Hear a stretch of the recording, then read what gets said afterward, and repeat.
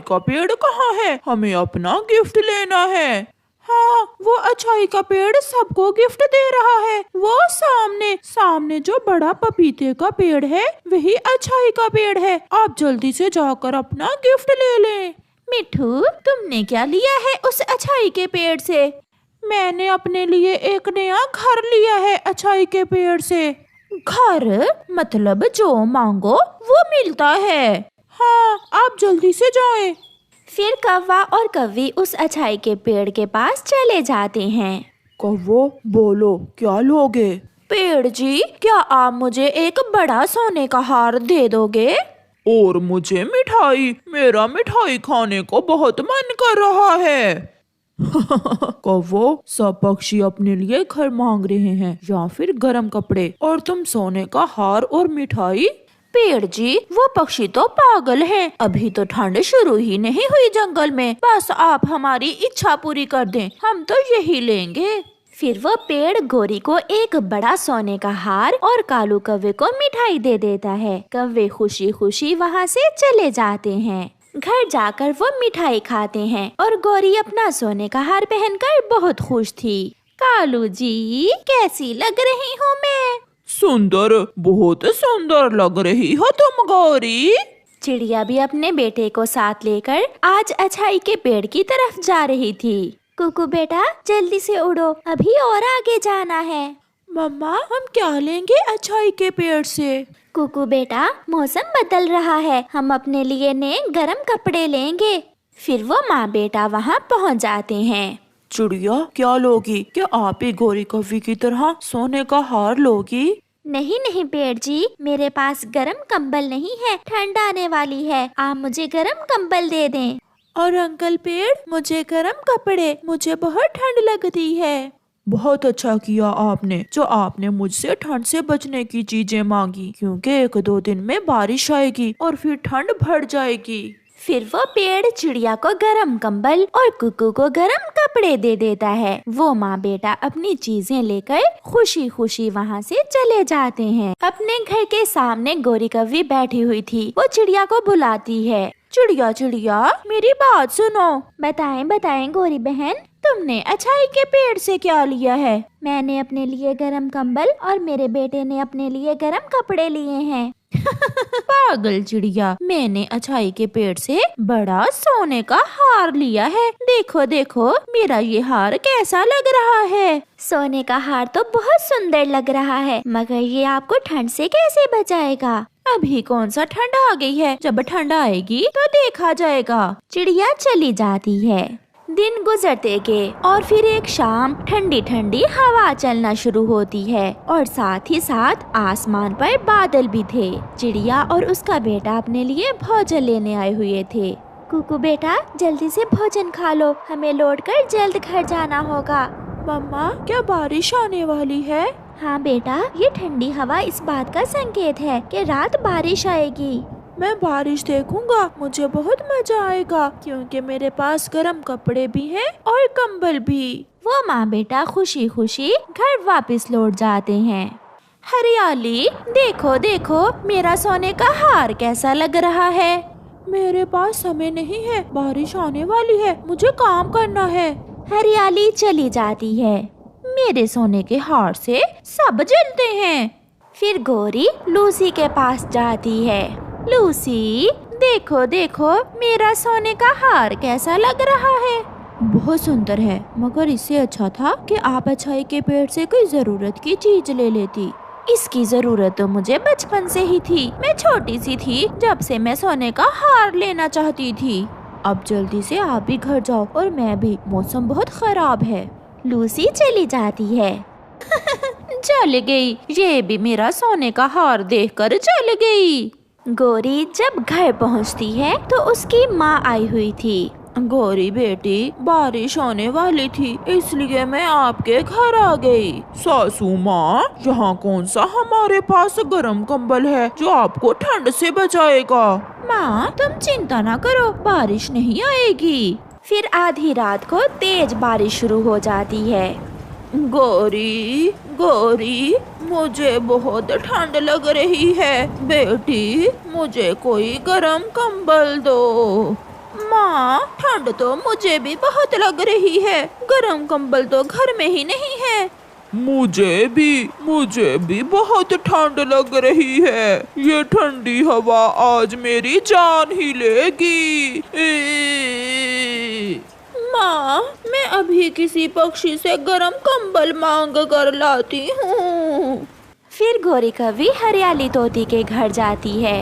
हरियाली, मेरी हरियाली बहन, बहुत ठंड लग रही है। प्लीज प्लीज मुझे गरम कंबल दे दो। तो क्या मैं अपना गरम कंबल तुम्हें देकर खुद ठंड में मरूं? जाओ यहाँ से। हरियाली, मेरी बूढ़ी माँ आई हुई है। मगर हरियाली दरवाजा बंद कर लेती है। लूसी बहन, मेरी माँ ठंड से मर जाएगी। प्लीज मुझे अपने घर से गरम कंबल दे दो।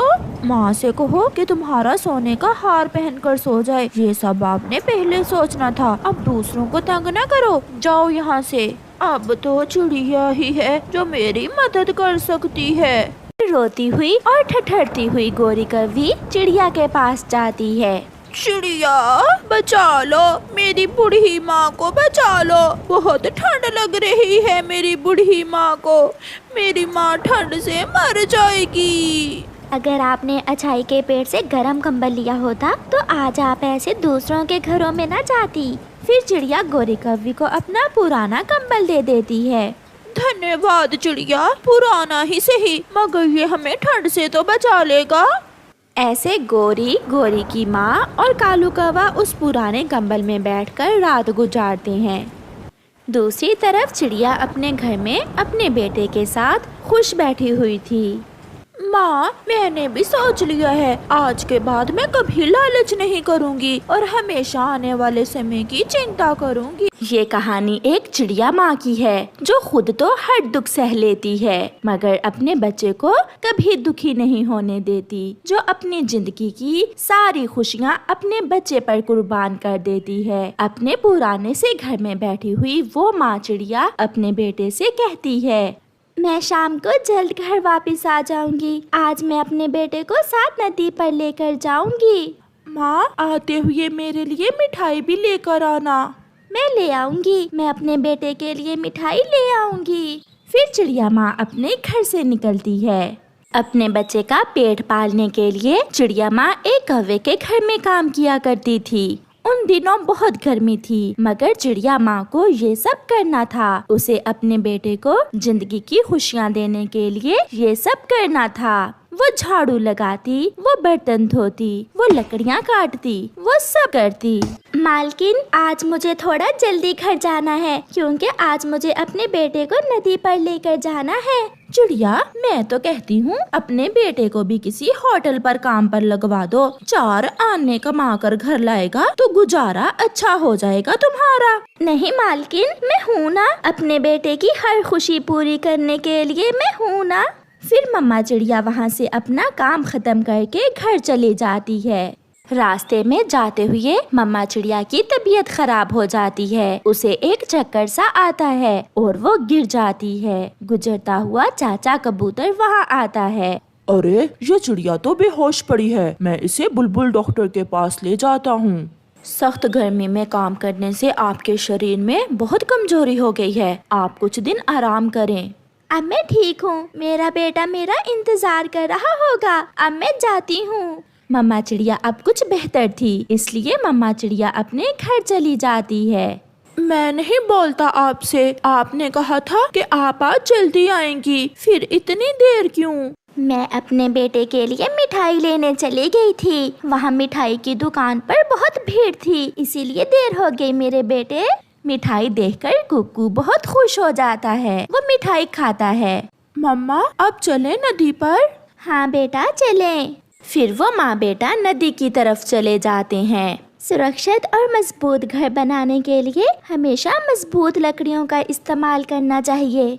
जब मम्मा चिड़िया अपने बेटे को कुछ बातें समझा रही थी तो थोड़ी दूर बैठा तोता उनसे कहता है, चिड़िया बहन, अपने बेटे को मेरे स्कूल में दाखिल करवाएं। मैं छोटे पक्षियों को सब सिखाता हूँ, जैसे घर कैसे बनाते हैं, तेज बारिश में कैसे उड़ते हैं, या फिर दुश्मन पक्षियों से बचकर कैसे निकलते हैं। इसके अलावा और भी बहुत कुछ। मिट्ठू, मैं अपने बेटे को एक कामयाब पक्षी देखना चाहती हूँ। मेरी इच्छा है कि मेरा बेटा सब सीख जाए। तो फिर कल ही इसे भेज देना। मम्मा, मैं जाऊंगा। मैं भी मिट्ठू अंकल के स्कूल में जाऊंगा। मिट्ठू, कितनी फीस है आपके स्कूल की? कुछ ज्यादा नहीं, केवल 500 रुपए महीने के, और 1 महीने में सब सिखा देता हूँ मैं। ठीक है, कल से मेरा बेटा आपके स्कूल में आ जाएगा और मैं आपको फीस भी दे जाऊंगी। फिर दूसरे दिन मम्मा चिड़िया अपने बेटे को मिट्ठू के स्कूल भेज देती है। बच्चों, सबसे पहले मजबूत लकड़ियों का ऐसे ढांचा बनाते हैं। क्या कोई जानता है कि सूखा घास कहाँ से मिलता है? मिट्ठू टीचर, सहरा से। नहीं टीचर, सूखा घास नदी के पास से मिलता है। शाबाश, बहुत अच्छे। और फिर नदी से सूखा घास लाकर छत पर डाल देते हैं।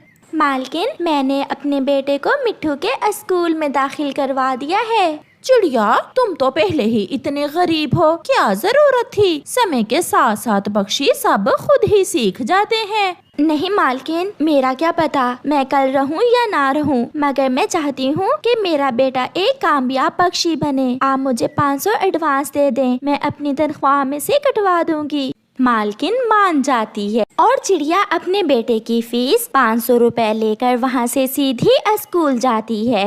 ये ले मिट्ठू भाई, 500 मेरे बेटे की फीस। कुकू की मम्मा आई, कुकू की मम्मा आई। हाँ, कुकू की मम्मा आई है आज स्कूल। बच्चे बैठे आपस में ऐसे बातें करते हैं। फिर मम्मा चिड़िया अपने बेटे को साथ लेकर घर वापस चली जाती है। ऐसे दिन और रात गुजरते गए। मम्मा चिड़िया गोरी कौवी के घर में काम करती रही और उसका बेटा मिट्ठू के स्कूल में सीखता रहा। मम्मा, आज मैं बहुत खुश हूँ। आज हमारा फाइनल टेस्ट होगा। मिट्ठू टीचर हम सब से सारे काम करवा कर देखेंगे। जो जो हमने सीखा आज उसकी परीक्षा होगी। मेरा बेटा जरूर कामयाब होगा। मेरी दुआएं मेरे बेटे के साथ हैं। Very good. सबसे अच्छा घर कुकू ने बनाया है। कुकू विनर है इस मुकाबले में। अब हमें जंगल की पूर्व वाली दिशा में जाना है। वहाँ बारिश हो रही है और वहाँ जाकर बारिश में उड़ने का मुकाबला होगा।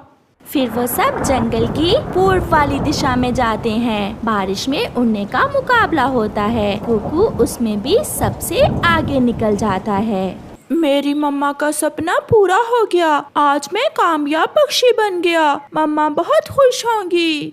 मम्मा चिड़िया भी घर वापस जा रही थी। वो आज बहुत खुश थी क्योंकि उसे पता था कि आज उसका बेटा एक कामयाब पक्षी बनकर घर लौटने वाला है। घर पहुंचते ही मम्मा चिड़िया को एक बार फिर से चक्कर आता है और वो गिर जाती है। बहुत खुश कुकू घर लौटता है। मम्मा, मम्मा, मैंने कर लिया।